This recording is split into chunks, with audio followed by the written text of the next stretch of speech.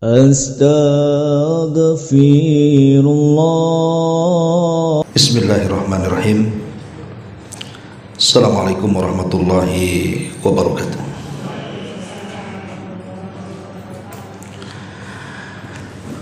Alhamdulillah, wassalatu wassalamu ala rasulillah wa ala alihi wa sahbihi wa mawalah wa la hawla wa la quwata illa billahi wa ba'du. Alhamdulillah, di pagi hari ini kita bisa kembali duduk untuk bertalabul ilmi, dan karena kitabnya sudah sampai, syarah kitab Al-Jami' min Bulughil Maram karya Syekh Abdul Aziz bin Abdullah ibn Baz rahimahullahu ta'ala.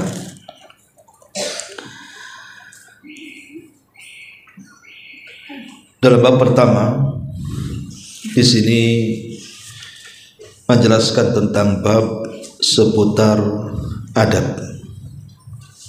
Kemudian disebutkan beberapa riwayat 1 sampai 6 hadis Nabi sallallahu alaihi wasallam.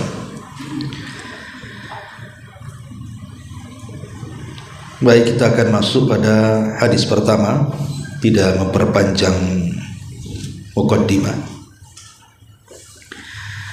Ibu bisa lihat pada halaman ke-28 bab adab, hadis pertama.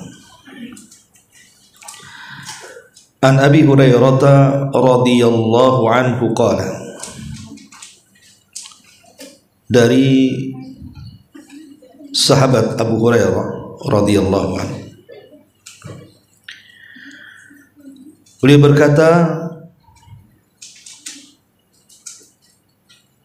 bersabda Nabi sallallahu alaihi wa ala alihi wasallam, haqqul muslim 'alal muslim sittun, idza lakitahu fasallim alaihi, wa idza da'aka fa'ajibhu, wa idza stansahaka fansahu, wa idza 'atasha fahamidallaha fashammidhu, wa idza marida fa'udhu, wa idza mata fa'atbi'hu. Rawahu Muslim.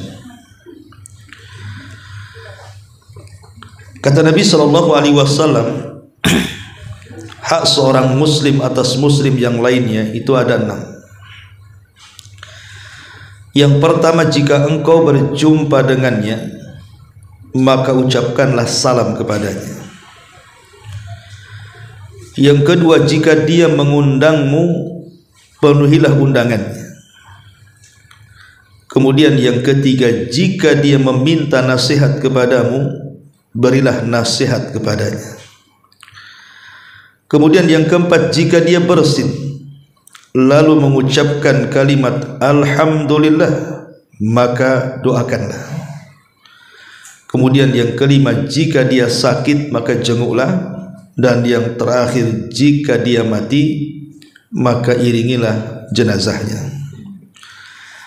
Hadis ini dikeluarkan Al-Imam Muslim dalam sahihnya. Ma'asyiral muslimat yang dimuliakan Allah Subhanahu wa taala. Di sini Nabi sallallahu alaihi wasallam menjelaskan kepada kita tentang hak dan kewajiban kita terhadap muslim yang lainnya. Kita tahu bahwa agama Islam ini agama yang sangat sempurna karena mengatur banyak urusan manusia. Salah satunya adalah hak seorang muslim kepada muslim yang lainnya. Nah, Nabi SAW menyebut 6 perkara di sini. Kewajiban kita terhadap muslim yang lainnya ada 6 perkara. Yang pertama, kata Nabi SAW, idza laqitahu fasallim alaihi.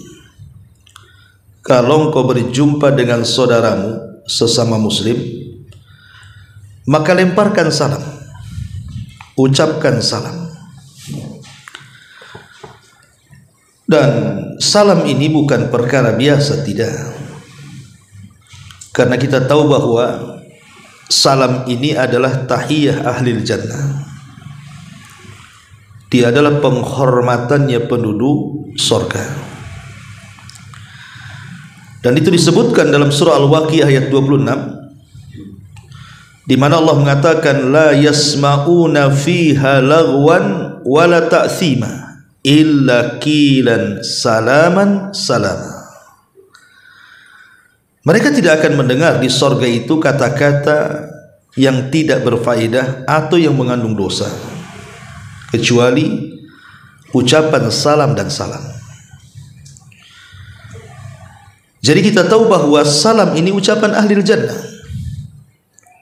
Bahkan ini pula ucapan yang pertama diucapkan Nabi Allah Adam alaihi salatu wasalam setelah ruh dimasukkan ke dalam jasadnya. Jadi Allah subhanahu wa ta'ala merintahkan Adam untuk menjumpai para malaikat yang telah sujud kepadanya. Kemudian Allah katakan, ucapkan salam kepada mereka. Maka Adam pun mengucapkan kepada para malaikat salam, dan malaikat menjawab salam. Maka dikatakan kepada Adam, fa innaha tahiyyatuka wa tahiyyatu ummatika min ba'dik. Maka salam itu akan menjadi kalimat penghormatan bagimu dan kalimat penghormatan bagi seluruh keturunan setelahmu. Jadi salam ini bukan perkara biasa, tidak. Apalagi kita tahu bahwa banyak keutamaan orang yang mengucapkan salam. Salah satunya adalah sebab datangnya berkah.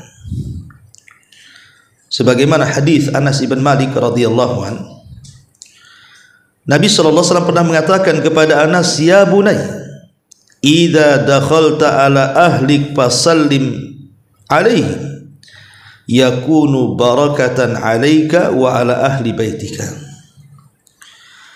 Wahai anakku, kata Rasul kepada Anas bin Malik, dan Anas bin Malik adalah pembantu Nabi selama 10 tahun sampai wafatnya Nabi. Wahai anakku, apabila engkau masuk ke rumah keluargamu, ucapkan salam, karena salam itu mengandung keberkahan untukmu dan untuk keluargamu.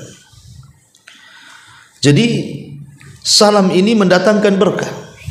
Makanya ulama mengatakan rumah yang tidak diucapkan salam bagi para penghuninya, itu rumah tidak akan berkah, hilang keberkahannya. Makanya biasakan mengucapkan salam walaupun di rumah itu tidak ada siapa-siapa.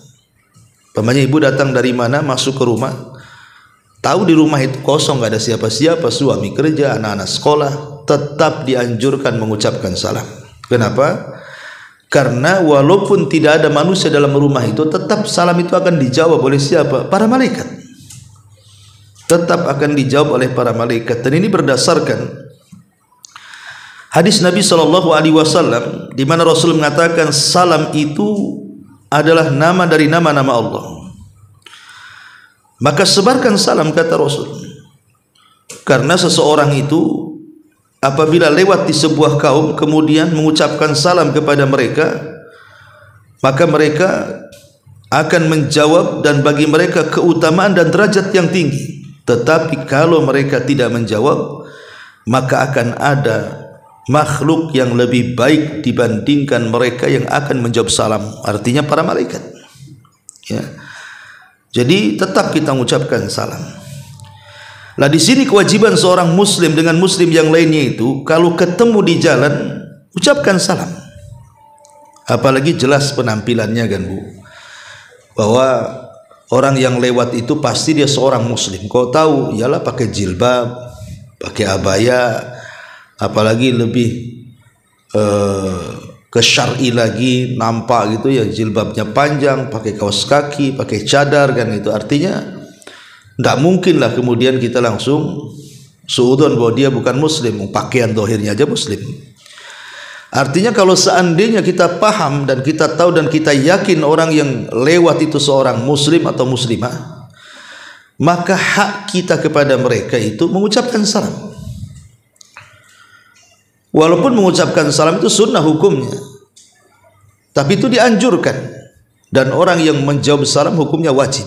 Kalau tidak dijawab berdosa dia. Tapi sebagai hak kita kepada saudara kita ucapkan salam kepada mereka, karena sebenarnya kalau kita sedikit berfikir, orang yang mengucapkan salam itu hakikatnya dia mengundang orang untuk mendoakan kita. Kalau umpamanya ibu datang ke saya, Ustaz tolong doakan saya, kadang saya lupa, kadang didoakan, kadang tidak. Tapi kalau ibu kemudian ingin didoakan secara langsung, tanpa kemudian orang itu membuat alasan ini dan itu, cukup ibu lemparkan salam saja, nanti dia doakan kita tuh. Karena ketika kita katakan assalamualaikum, pasti dia akan menjawab waalaikumsalam warahmatullahi wabarakatuh. Artinya kita didoakan dengan 3 perkara. Didoakan dengan keselamatan, didoakan dengan rahmat, dan didoakan dengan berkah. Kan enak Bu, kalau setiap hari pamannya ibu mengucapkan salam ke 10-20 orang saja, berarti 20 orang itu mendoakan 3 kebaikan kepada kita: selamat, rahmat, dan keberkahan. Jadi enak sebenarnya kalau kita minta doa, ucapkan salam saja, nanti orang itu akan mendoakan kita. Ma'asyiral muslimat yang dimuliakan Allah Subhanahu wa taala, adapun keutamaannya banyak sekali. Di antaranya adalah sababun lissalamati minal hikdi wa sababun lissalamati sadri.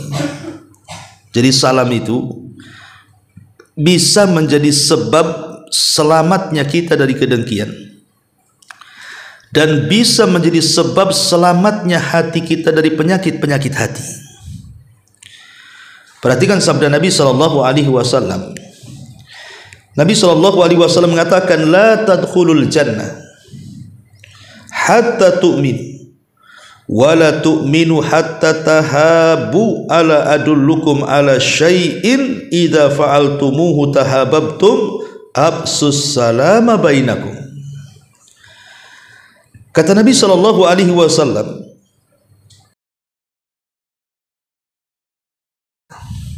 sampai kalian betul-betul beriman, dan kalian tidak akan betul-betul beriman sampai kalian saling mencintai sesama kalian. Kata Rasul, maukah kutunjukkan kepada kalian sesuatu yang kalau kalian lakukan pasti akan tertanam saling cinta di antara kalian. Kemudian Rasul mengatakan, sebarkan salam di antara kalian. Subhanallah ya. Ini irsyad Nabi, ini bimbingan Nabi. Jadi Nabi SAW ketika membimbing kita ini, beliau tidak mengucapkan dengan hawa nafsunya, beliau mengucapkan dari wahyu yang diwahyukan kepadanya. Dan itu kita bisa buktikan. Ibu kalau musuhan sama kawannya, kemudian kita ingin damai dengan dia, tapi susah, mungkin dia tak mau diajak bicara, mungkin dia menjauh dari kita gitu, maka cobalah gaya Nabi SAW ini, ucapkan salam aja terus ya. Kepada orang yang benci kita itu, ibu ketemu assalamualaikum, nanti jawabannya mungkin ya dijawab atau enggak, terserah dia kan begitu. Tapi kalau hari-hari ibu mengucapkan salam, tidak mungkin juga enggak dijawab. Bertahan berapa hari dia diam tidak jawab salam kan, lama-lama dia menjawab salam Bu. Lah dari situlah nanti akan muncul kelembutannya. Bisa saja tidak waktu lama dia akan berdamai dengan kita. Ini yang pertama. Yang kedua, orang yang menyebarkan salam itu akan mendapatkan pahala besar. Dan itu disebutkan dalam sebuah hadis, Kata Nabi sallallahu alaihi wasallam, "Man qala assalamu alaikum kutibat lahu asyru hasanatin. Wa man qala assalamu alaikum warahmatullah kutibat lahu 20 hasanah. Wa man qala assalamu alaikum warahmatullah wabarakatuh kutibat lahu 30 hasanah." Rawahu Tabrani. Kata Nabi sallallahu alaihi wasallam, siapa yang mengucapkan assalamu alaikum sampai di sini, maka dia mendapatkan 10 kebaikan. Kalau ibu tambah dilengkapi assalamu alaikum warahmatullah, maka ibu mendapatkan 20 kebaikan. Kalau ibu lengkapi lagi assalamu alaikum warahmatullahi wabarakatuh, maka ibu dapat 30 kebaikan. Artinya mengucapkan salam semakin lengkap semakin besar pahalanya. Bayangkan kalau kita ketemu orang assalamualaikum warahmatullahi wabarakatuh, satu hari saja ketemu 50 orang, nah berapa banyak kita mendapatkan pahala yang sangat besar itu. Kemudian yang ketiga di antara keutamaan salam itu menjadi sebab kemarahan orang-orang kafir. Karena orang kafir tidak suka dengan salam. Orang-orang kafir seperti orang Yahudi tidak suka dengan salam. Makanya Rasul mengatakan, ma hasadatkumul yahud ala syai'in ma hasadatkum ala salam wa ta'min. Tidaklah orang-orang Yahudi itu sangat hasad kepada kaum muslimin melebihi hasadnya mereka kepada ucapan salam dan ucapan amin dalam salat. Itulah orang-orang kafir. Mereka tidak suka. Artinya kalau kita ini mengucap banyak-banyak menyebarkan salam, itu membuat marah orang-orang kafir. Dan ketika membuat marah orang-orang kafir artinya menunjukkan kejayaan Islam.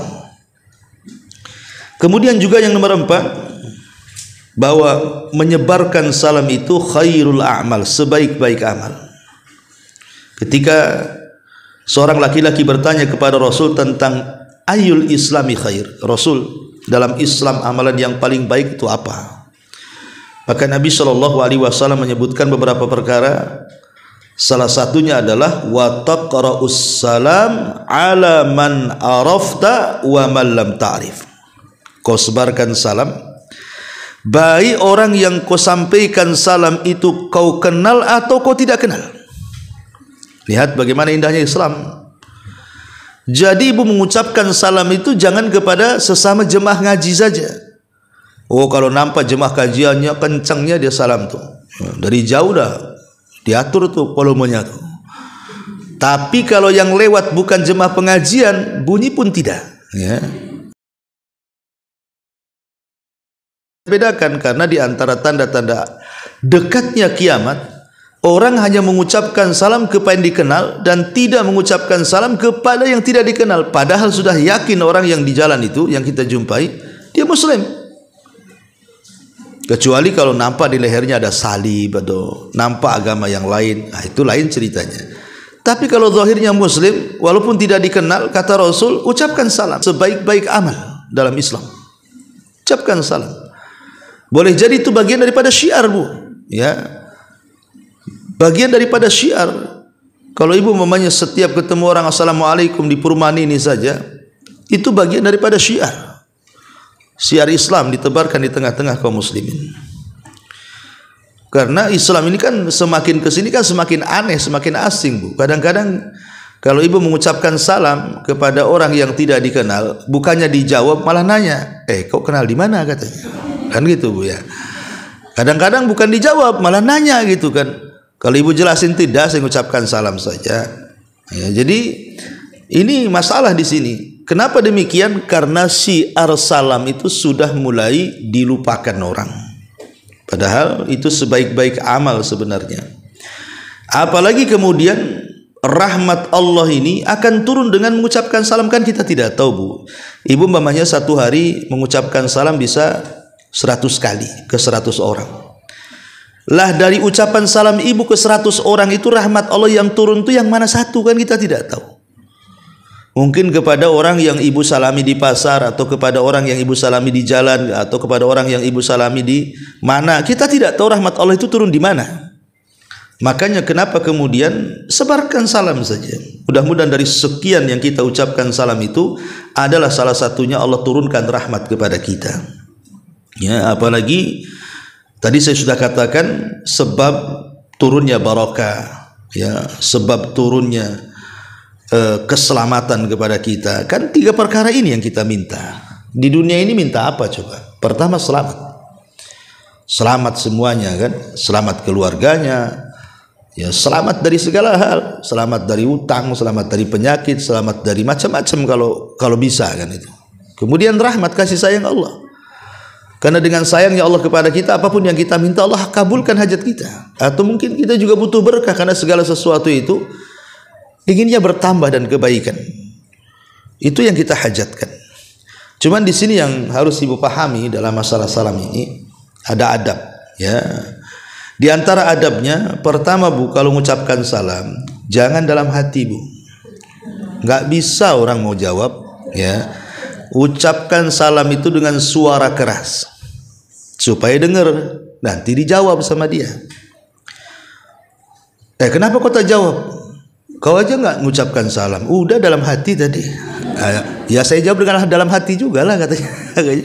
Nggak bisa Bu, harus diucapkan dengan keras. Yang kedua, yang pakai kendaraan, dia yang mengucapkan salam ke yang berjalan.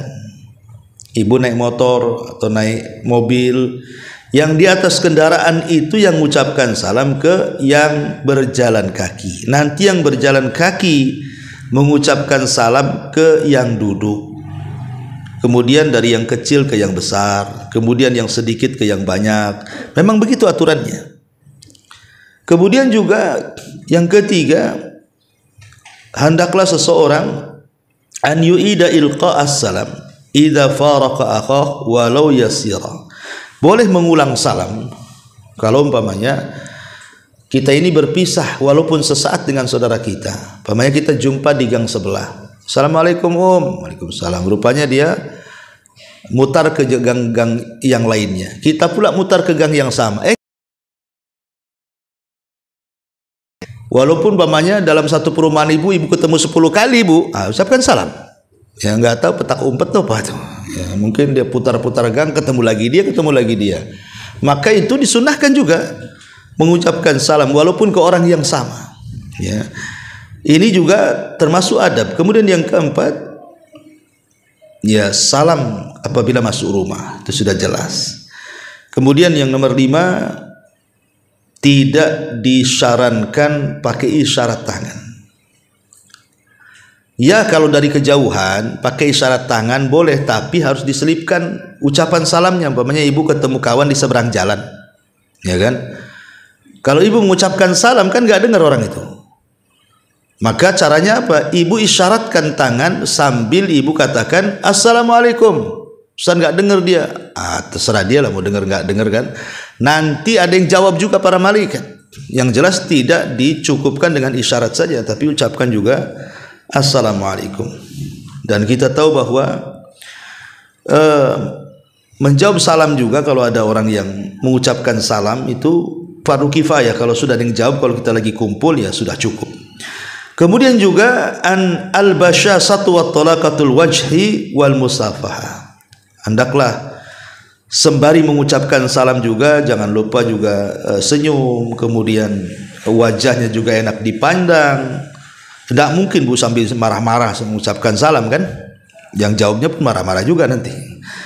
Jadi harus mengucapkan dengan kelembutan, karena itu bagian daripada akhlak yang diajarkan Nabi SAW.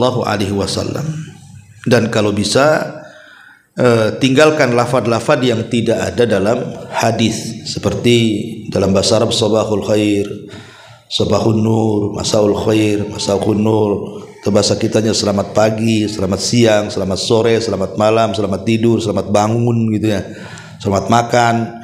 Ya, jadi kalau bisa hindari kalimat-kalimat yang tidak ada syariatnya. Kita sudah diberikan kalimat yang indah, Assalamualaikum warahmatullahi wabarakatuh, itu sudah indah sekali.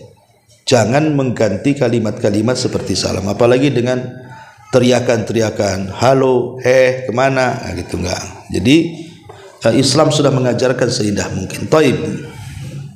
Ini yang pertama. Yang kedua, di antara hak seorang muslim adalah, kata Nabi SAW, wa idza da'aka fa'ajibhu. Kalau saudaramu mengundang kamu, maka datang. Ya. Terjadi silang pendapat, apa makna mengundang di sini? Ada yang mengatakan bahwa yang wajib datang itu kalau mengundang acara walimah. Jadi kalau acara walimah, sebagian para ulama inilah yang wajib datang. Berarti selain walimah tidak wajib datang.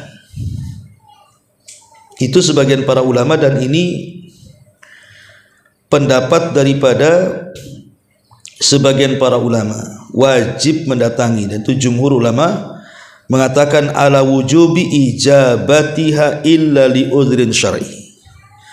Kalau ada saudara kita mengundang untuk datang ke acara walimah, maka kita wajib datang kecuali ada uzur yang syar'i, kata mayoritas ulama. Tetapi ada juga sebagian ulama yang lain mengatakan bahwa hadis ini umum, jadi mencakup undangan walimah atau mencakup undangan yang lainnya. Tetapi sekali lagi, pendapat mayoritas para ulama, yang dimaksud dalam hadis ini artinya yang wajib datang ketika undangannya walimatul urush.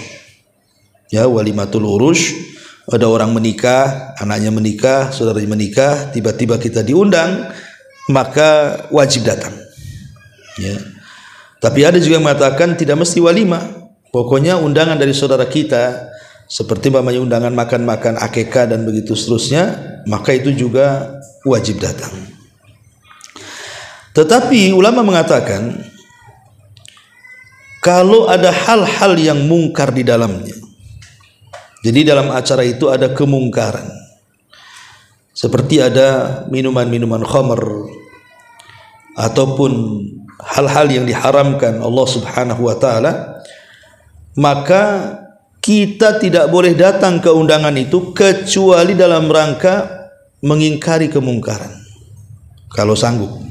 Kalau tidak, maka sebaiknya tidak datang. Ya. Seperti umpamanya yang ngundang bukan muslim, umpamanya ada ibu punya kawan di kantor orang non muslim, anaknya mau nikah, undang ibu, maka tidak wajib datang, karena yang wajib datang itu adalah hak muslim dengan muslim yang lainnya, Bu. Jadi kalau muslim yang ngundang, ya kita datang karena sesama kita, sesama saudara kita. Tapi kalau yang ngundang orang kafir, maka tidak wajib datang. Ya datang boleh, tapi tidak wajib. Kemudian juga makanan walimah itu, Bu, harus makanan-makanan mubah, baru kita datang. Kalau di walimah itu ada daging babinya, ada daging anjingnya, ada daging-daging yang diharamkan, maka tidak boleh. Ya, walaupun dia seorang muslim, tapi kalau hidangannya ada khamarnya, ada apanya, nggak usah datang. Jadi harus jelas sampai ke masalah makanan-makanan gitu ya. Dan kalau seandainya tempat yang kita datangi itu terlalu jauh, takut ada madarat di jalan, umpamanya hujan saat deras-derasnya atau banjir atau apa gitu ya, Bu, melintasi sungai, ya nggak perlu datang lah ya, karena memang ada madarat untuk sampai ke situ, sehingga undangannya itu tidak wajib. Kemudian juga orang yang mengundang walimah itu orang yang memang tidak wajib untuk kita hindari.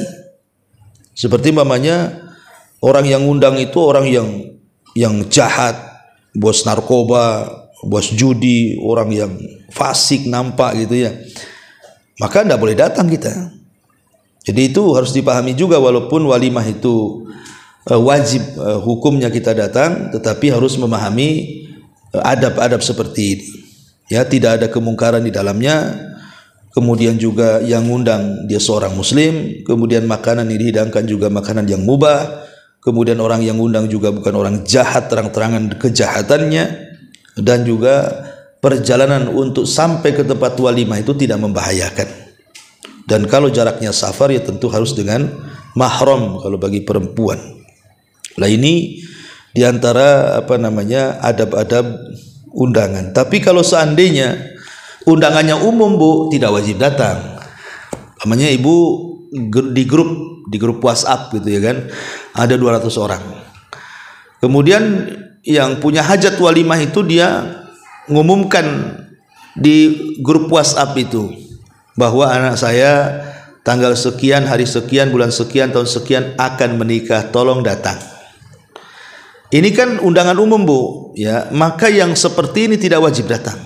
Ya, kalau datang lebih baik, tapi tidak wajib. Tapi kalau sudah disebutkan namanya, itu namanya undangan khusus, Bu. Ya, umpamanya di grup itu disebutkan namanya, terutama Ummu Anu, jangan sampai tak datang ya. Nah, berarti Ummu Anu itu aja yang datang, itu yang wajib tuh. Namanya, Bu, dan di undangan secara khusus, maka itu wajib datang. Tapi kalau tidak disebut namanya, undangan secara umum, maka tidak wajib datang. Ini yang disebutkan oleh para ulama, wallahu alam.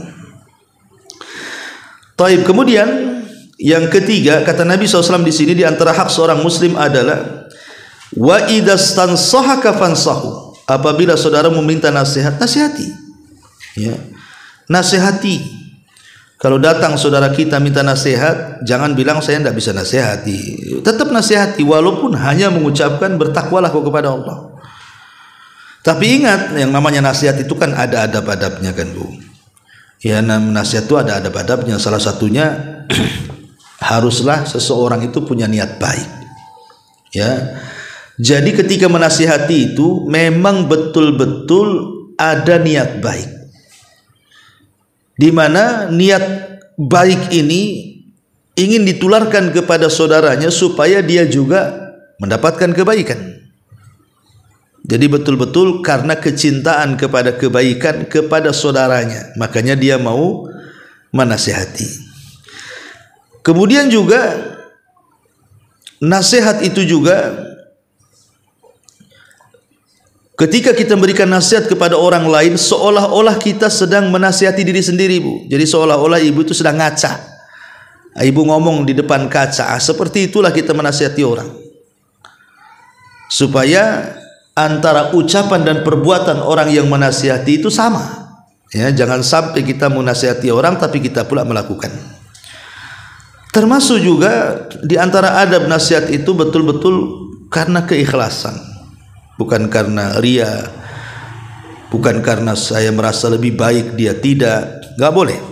Ya, karena ada orang yang menasihati itu merasa dia lebih baik, lebih bersih, lebih suci, orang lain itu kotor, lebih jelek, lebih jahat, nggak boleh. Ya, memandang orang ketika kita nasihati seperti itu tidak ada keikhlasan. Jangan merasa kita lebih baik, dia tidak. Ya, hilangkan perasaan seperti itu. Kemudian juga harus memang nasihat itu jauh daripada dusta. Ada orang ngasih nasihat itu berdusta pula di situ.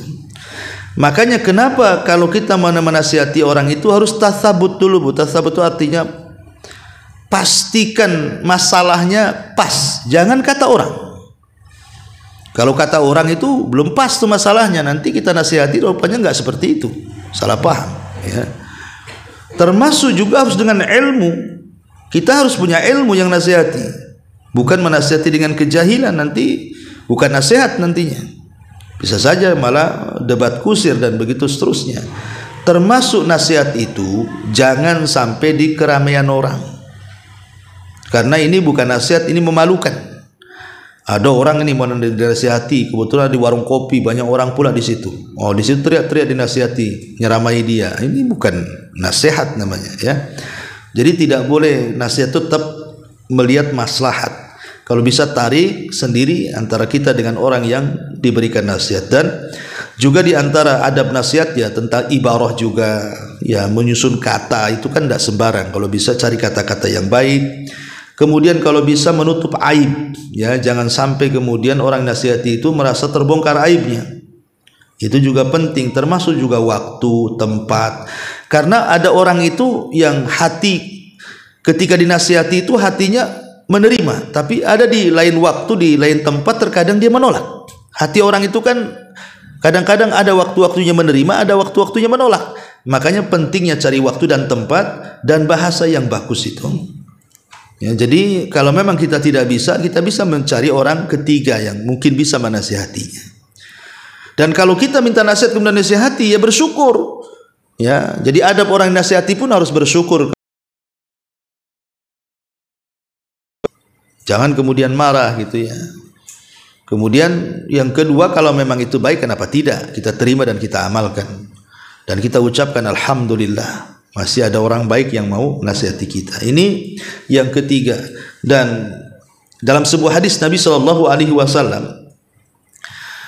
kata Jarir ibn Abdullah radhiyallahu an, bay'atu Rasulullah sallallahu alaihi wasallam ala iqamis salati wa ita'iz zakati wan nushi likulli muslim.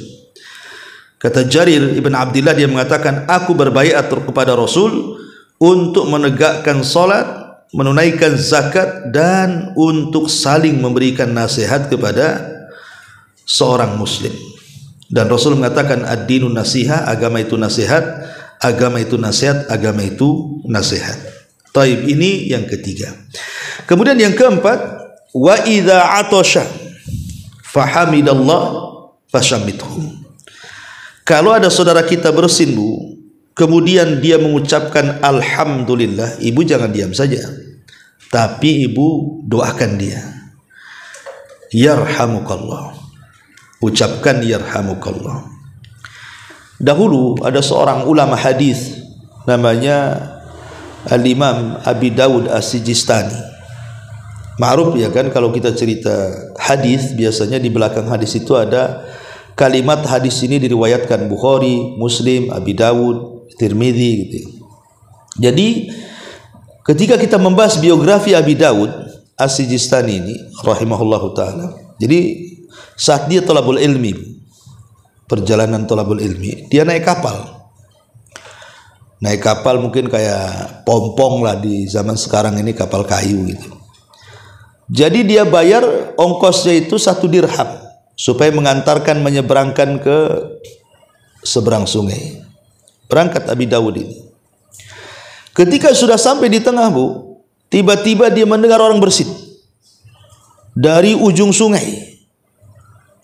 Dan dia pun kemudian menghampiri orang bersin itu dengan membayar tambahan dan mengatakan kepada nahkodanya, tolong aku tambah ongkosnya, tapi antarkan aku ke orang yang bersin itu. Akhirnya dihantarkan, Bu, dengan nambah ongkos itu. Kemudian ketika sampai di orang bersin itu, dia pun mendoakannya dan mengatakan yarhamukallah. Kemudian dia pergi lagi, Bu. Sampai seperti itu ulama. Coba ibu kalau ada orang bersin dari kejauhan, Bu, dekati. Yarhamukallah. Gitu. Yarhamukillah kalau dia perempuan. Terus ibu pergi lagi. Jadi orang yang bersin bingung, ini ngapain orang ini? Gitu. Tapi orang-orang lihat Abi Dawud kan sampai seperti itu. Dia ingin mendapatkan apa? Keutamaan menjawab orang. Jawab orang yang bersin itu kalau dia mengucapkan alhamdulillah, Bu. Kalau dia diam saja, nggak perlu didoakan. Dia aja nggak berdoa, ngapain didoakan? Jadi maksudnya yang disunahkan supaya kita menjawab orang bersin itu kalau dia mengucapkan alhamdulillah. Jadi, tapi apakah perlu kita ingatkan? Ya, sebagian para ulama ada yang mengatakan perlu diingatkan. Pamannya ada orang bersin sebelahnya, ucapkan alhamdulillah gitu. Oh iya, alhamdulillah. Baru ibu doa yarhamukillah gitu. Itu juga ada yang mengatakan kita ingatkan, karena itu bagian ta'awun alal birri wat taqwa. Ya, tolong menolong di atas kebaikan dan ketakwaan. Tapi kalau nampak takut tersinggung ya enggak usah ya. Tapi sampai berapa kali itu? Dia bersin 10 kali, Bu. Maka ulama mengatakan mendoakan itu di 3 kali bersin saja. Haji, alhamdulillah, yarhamukillah. Haji, alhamdulillah, balas lagi yarhamukillah. Kalau sudah ketiga kali, Bu, itu penyakit itu. Ya. Ibu jangan yarhamukillah, itu sudah mendoakannya syafakillah, semoga Allah sembuhkan penyakitmu. Gitu ya. Jadi kalau sudah ketiga kali, keempat kali, kelima kali itu doanya mendoakan kesembuhan. Berarti orang ini sakit, ya. Taib, ini yang harus dipahami tentang masalah membalas orang yang sedang bersin dan mengucapkan alhamdulillah. Selanjutnya, wa idza maridha fa'udhu. Kalau dia sakit, maka jenguk. Ingat, menjenguk orang sakit itu keutamanya besar, ya. Karena Nabi SAW bersabda, man 'ada maridhan aw zara akhan lahu fillahi nadahu munadin in antibta wa taba mamsak wa tabawwa'ta minal jannati manzila. Kata Nabi SAW, siapa yang mengunjungi orang sakit atau berziarah kepada saudaranya, maka Allah Subhanahu wa ta'ala akan memerintahkan penyeru untuk menyeru dan mengatakan, sungguh engkau telah melakukan kebaikan dan juga perjalananmu, maka engkau akan disediakan sorga yang paling indah di tempat yang paling indah. Jadi orang yang mengunjungi orang sakit itu sudah Allah buatkan satu rumah di sorga tuh. Bahkan bukan hanya itu saja. Dalam sebuah hadis Nabi SAW mengatakan, ma min muslim ya'udu musliman ghudwatan illa salla alaihi sab'una alfa malakin hatta yamsi atau hatta yumsiya wa in ada ashiyah illa salla alaihi sab'una alfa malakin hatta yusbih wa kana lahu kharif fil jannah. Siapa yang mengunjungi orang sakit dan dia seorang muslim atau muslimah di waktu pagi, Bu, maka 1000 malaikat akan mendoakan ibu sampai sore. Kalau ibu mengunjungi orang sakit di sore hari, maka ibu akan mendapatkan 70.000 malaikat mendoakan ibu sampai di waktu pagi. Luar biasa, Bu. Ya, tapi keluarga saya tak ada yang sakit, Ustaz. Banyak orang sakit di rumah sakit, Bu. Ya, tinggal datang aja ke rumah sakit. Kan gak dikenal, gak ada masalah lah, bawakan apa, buah-buahan gitu kan, ini hadiah dari saya. Kan di rumah sakit banyak orang sakit, jadi lebih mudah cari orang sakit daripada cari orang-orang yang meninggal kan, ya, karena rumah sakit banyak masalahnya. Jadi ini di antara keutamaannya dan di antara adabnya, Bu, kalau ibu umpamanya mengunjungi orang sakit itu, jangan lama-lama duduk. Ya, orang sakit namanya orang sakit, ya bentar aja. Yang penting kita mendoakan kesembuhan kepadanya. Karena ada orang-orang sakit itu tidak mau dilama-lamain kita ini duduk di samping dia. Kemudian juga harus ingat waktu ziarah. Kan ada waktu-waktu itu yang, ya kalau bisa janganlah kita bertamu seperti pagi atau matahari di tengah kepala atau sore gitu. Pokoknya hindari waktu-waktu yang memang dalam syariat itu tidak boleh kita berkunjung. Harus waktunya jelas, apalagi kalau di rumah sakit setahu saya kan ada waktu jenguknya gitu. Kemudian yang paling penting yang diingini orang sakit itu adalah doa. Ibu doakan. Siapa tahu doa ibu yang menyembuhkan dia bukan karena dokter atau obat-obatan. Kita tidak tahu yang mana satu penyembuh. Bisa saja doa kita atau ruqyah kita itu pula menjadi sebab penyembuh orang sakit, ya kan? Karena memang itu yang kita inginkan, kesembuhan orang yang kita ziarahi dan dia sedang sakit. Dan yang terakhir di sini, wa idza mata fa'atbihu. Dan kalau saudara kita meninggal maka iringi jenazahnya. Dan Rasul SAW mengatakan, barang siapa yang menyolati maka dia dapat 1 qirat saja.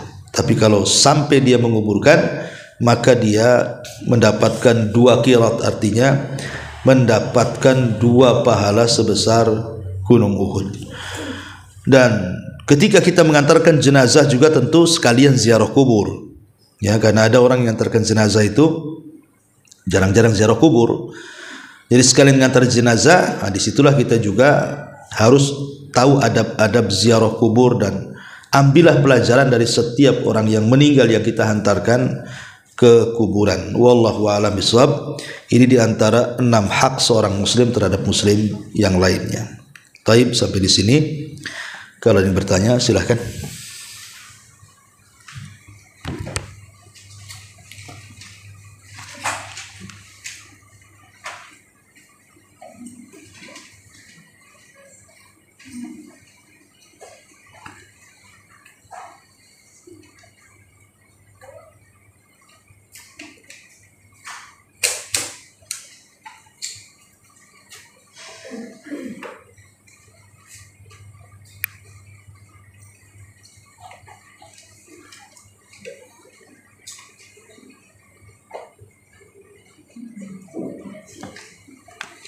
Assalamualaikum Ustaz. Waalaikumsalam warahmatullahi wabarakatuh.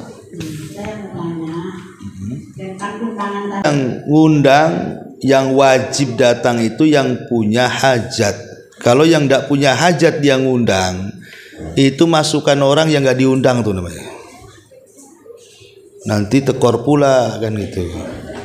Udah pesen 100 kotak kok lebih pula orangnya ini.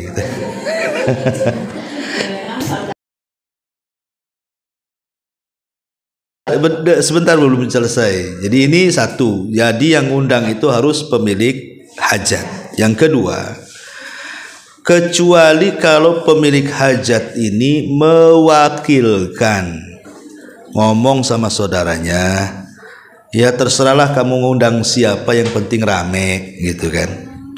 Atau disebutkan nama-namanya, tolong undang orang ini, orang ini. Ya pokoknya yang dikenal lah. Berarti kan saudaranya sudah mendapatkan izin kepada orang untuk mengundang dari sahibul bait, dari sahibul hajah ya. Tapi kalau tidak mewakil, tidak wajib datang. Makanya tanya Bu, kalau ibu dapat undangan dari saudaranya, ya ini yang undang kamu atau dia, ya yang undang ini kamu atau pemilik hajat. Jadi ibu harus tanya betul. Katanya inisiatif dia, Ustaz. Kalau inisiatif dia tak wajib lah Bu. Berarti kan bukan pemilik hajat. Iya, itu punya walimah. Karena kan kita tahu yang punya walimah ini. Kadang-kadang kan kita sudah mempersilakan tamu undangan itu sekian. Kita kan ke catering umpamanya, ya sekitar 100 orang. Rupanya saudaranya punya inisiatif ngundang 200 orang Bu. Ini kan bahaya jadinya ya, jadi satu kotak berdua lah jadinya kan. Iya. Wallahu a'lam.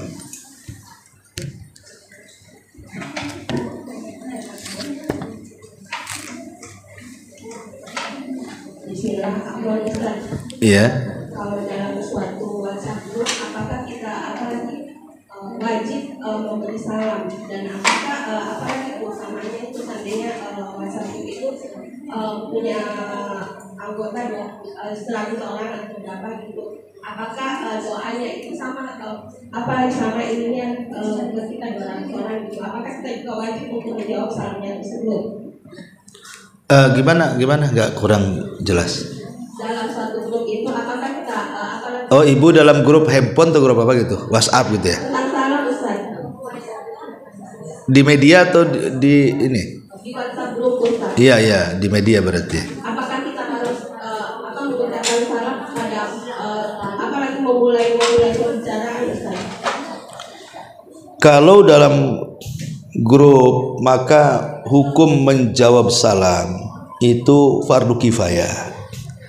Artinya kalau sudah satu yang menjawab berarti sudah mewakili satu grup. Memang aturan yang seperti itu. Ya, jadi kalau di grup WhatsApp atau di grup-grup apa media sekarang kan, jadi kalau di situ hendak memulai pembicaraan mengucapkan salam, maka cukup satu yang menjawab sudah mencukupi satu grup tuh. Nggak perlu diulang-ulang kan gitu. Karena memang aturannya seperti itu, sudah menjadi fardu kifayah, bukan fardu ain lagi. Tapi kalau tidak dalam kondisi grup, umpamanya dia WhatsApp pribadi kepada maka wajib dijawab salamnya itu, karena itu sudah kewajiban dia menjawab salam. Karena ibu kan di WhatsApp secara pribadi. Tapi kalau di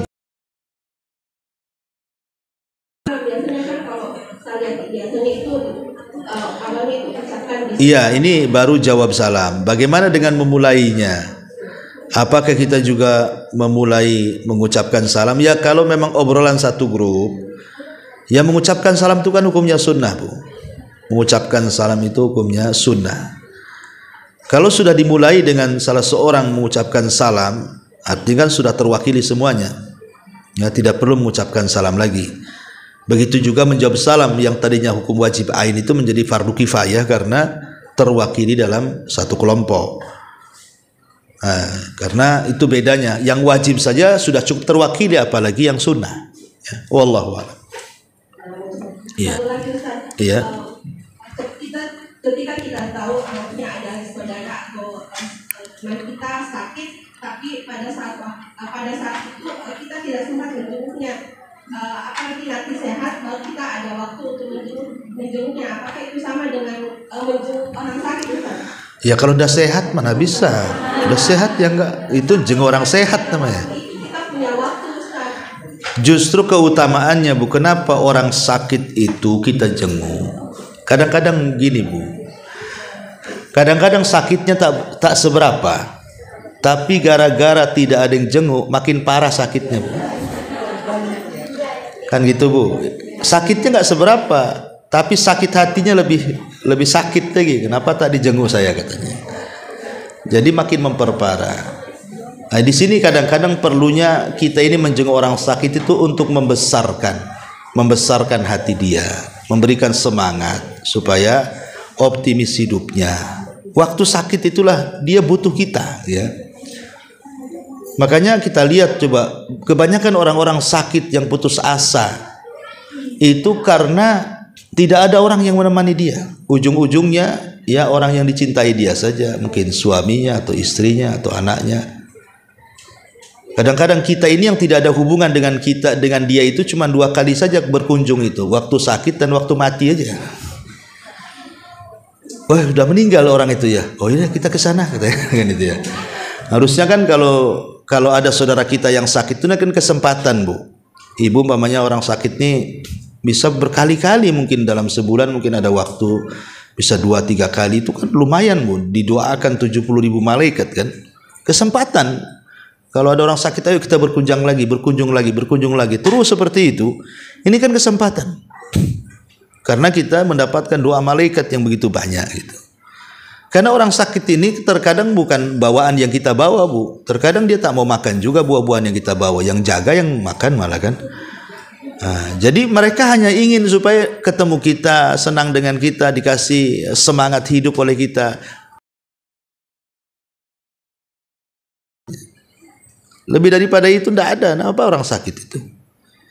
Apalagi sakitnya parah. Ya, makanya kalau ada orang sakit itu harusnya bersyukur kita ada kesempatan ibadah mengunjungi orang sakit. Sebab kalau nggak ada orang sakit satu kota Batam susah juga, Ibu. Mau ngamalin ibadah ini kan. Tak mungkin juga kita doakan orang sakit supaya. Jawabannya saya kira cukup ini karena takut telat juga. Subhanaka wa bihamdika asyhadu an la ilaha illa anta astaghfiruka wa atubu ilaik. Allahu taala alam. Assalamualaikum warahmatullahi wabarakatuh.